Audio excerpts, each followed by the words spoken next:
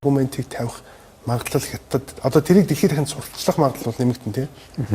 Казахстанч байдал тий. Тий. Ерөнхийдөө бол ямар ч үндэстэн өөрийнхөө түүхийг агуу их байгаасай. Сайхан байгаасай. Одоо хүний сэтгэлийг булаах үз тийм түүхтэй болох гэж оролддог л та тийм. За тэрнтэй холбоотойгоор бол энэ Казахстанд энэ үйл явц асар хүчтэй өрнөж байна. Өөрөөр хэлбэл яасан гэхээр Казахстаны нэгдүгээр бол Казахстан бол 90-ад оноос л дөнгөж анх удаа тусгаад тогтсон улс болж байгаа. Тийм учраас яасан гэхээр нөгөө өөрийнхөө түүх нь бол дандаа Оросын түүхтэй ингэж наалдаж явдаг байсан учраас бол тийм одоо юу хэмтэй нэг гялайх таваах юм бол нэг хайхтар харагддаггүй байсан. За хоёрдугаарт юу гэхээр үндэсний хувьд бол Казак үндэстэн бол 15 дугаар зуунд бүрэлдэхүүн тогтсон. Тий.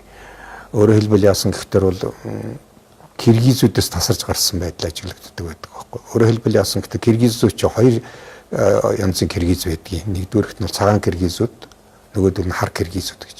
Цагаан киргизүүд нь бол казакууд.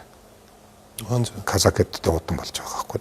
А нөгөө талаар казакуудад урагшаа ингээд хөөхтөр бол одоо чухам ямар үндэстэнд урдны ямар үндэстэнд одоо холбогдох вэ? Хинээс ингэж одоо юу гарч ирсэн юм бэ? Үүсэж гарч ирсэн юм бэ гэдгийг тодорхойлоход их хэцүү байдаг байхгүй тийм. Сэжүүрний хевчакуудаас гарч ирсэн юм уу? За төрөг угсаатан гэдэг нь ойлгомжтой. Гэхдээ хевчакуудаас гарч ирсэн юм уу?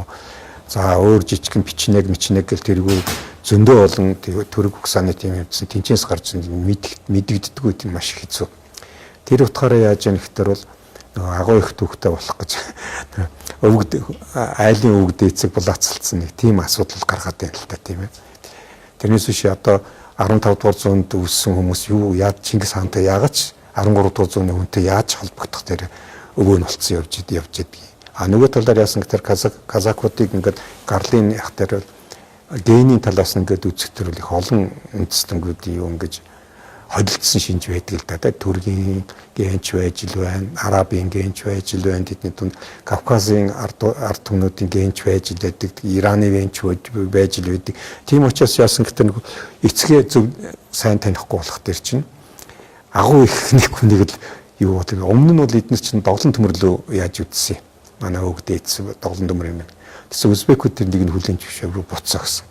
Тэгээ нөгөөдөл чинь манай Чингис хаан л бол анилж яана л да. Тэгээ тэр нэг янз янзаар нотлох гэж оролдож байна. Гэхдээ тэр бол мэдээж яг зүгээр нэг хүссний төлөө тийм болчихгүй гэдэг нь бол ойлгомжтой тийм ээ. Гэхдээ их л юуг оролдож байна. Янз янзын баталгаа гаргаж ирэх гэж их оролдож байна.